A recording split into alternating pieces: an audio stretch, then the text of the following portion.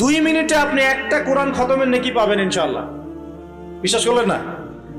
2 minute লাগবে খালি বলতে কুল হুয়াল্লাহু আহাদ আল্লাহুস সামাদ লাম ইয়ালিদ ওয়া লাম ইউলাদ ওয়া লাম ইয়াকুল লাহু কুফুয়ান আহাদ। 3 বার বলতে কয় মিনিট লাগবে? বড়জোর 2 মিনিট। 2 মিনিটে 3 বার পড়া সম্ভব সূরা ইখলাস। একবার পড়বেন কোরআনের 1/3 নেকি পেয়ে যাবেন ইনশাআল্লাহ। তাহলে 2 মিনিটে কোরআন খতম দেওয়া যায়? যায় কি যায় না? যায়, ফজিলত পাওয়া যায়। 2 মিনিটে আপনি বলতে পারেন আল্লাহুম্মা সাল্লি আলা মুহাম্মাদ ওয়া সাল্লিম।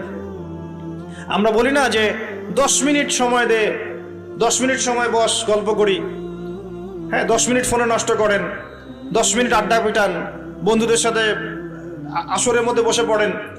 10 মিনিটে আপনি কোরআনের বিশুদ্ধ সূরাগুলো পড়তে পারবেন। 10 মিনিটে কমসে কম 100 বার পড়তে পারবেন সুবহানাল্লাহ সুবহানাল্লাহ সুবহানাল্লাহ। 10 মিনিটে আপনি 100 বার পড়তে পারবেন আলহামদুলিল্লাহ। 10 মিনিটে আপনি 100 বার পড়তে পারবেন আল্লাহু আকবার। 10 মিনিটে আপনি 100 বার পড়তে পারবেন লা ইলাহা ইল্লাল্লাহ। পারা যাবে না এগুলো? 10 মিনিটে আপনি 10 বার 20 বার দরুদ পড়তে পারবেন না? 10 মিনিটে 3 বার সূরা ইখলাস পড়তে পারবেন? 10 বার সূরা ইখলাস পড়তে পারবেন। আর 10 বার সূরা ইখলাস পড়লে জান্নাতে একটা ঘর নির্মাণ করা হয়।